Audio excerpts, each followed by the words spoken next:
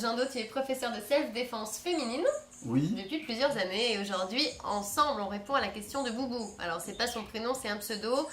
Boubou, elle a un souci qui est assez courant, malheureusement.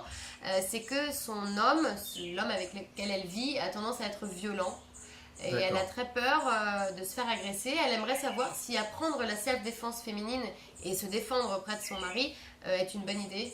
Alors, la première chose, c'est que les femmes en self-défense féminine jouent sur un atout qui est celui de la surprise. Quelqu'un qui vient nous agresser pour nous voler un sac, un inconnu. Là, on n'est pas dans ce cadre-là, donc on va peut-être aborder différemment.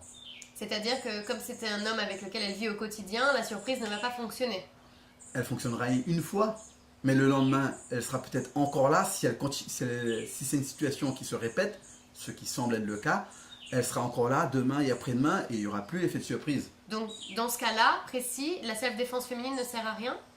Le plus utile peut-être là, c'est déjà de faire une démarche auprès de la police, une démarche de main courante en tant que victime. Le fait d'être agressée, qu'elle se défende une première fois, va le rendre encore plus violent et il va surenchérir dans la violence.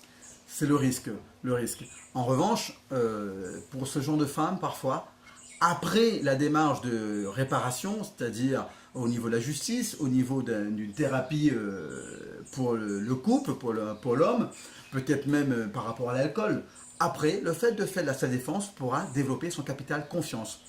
Et de ce côté-là, parfois, simplement s'opposer et être présent est suffisant pour ne pas être agressé. Donc c'est-à-dire que si elle arrive à aller jusqu'au bout, parce qu'on sait que c'est très difficile quand Oui. on est en couple d'aller au bout de sa plainte, si elle arrive à se séparer et à rompre avec cet homme, dans un prochain couple, elle sera peut-être moins confrontée à la violence d'un autre homme. C'est ce que tu voulais dire, Jean-Do?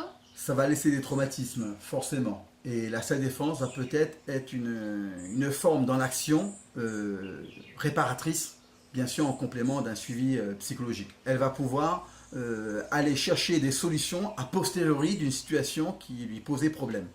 En revanche, eh bien, il y a la séparation, mais il y a parfois d'autres solutions où le mari lui-même il suit une thérapie par rapport à l'alcool ou autre, la violence, et il y a aussi des solutions de ce côté-là.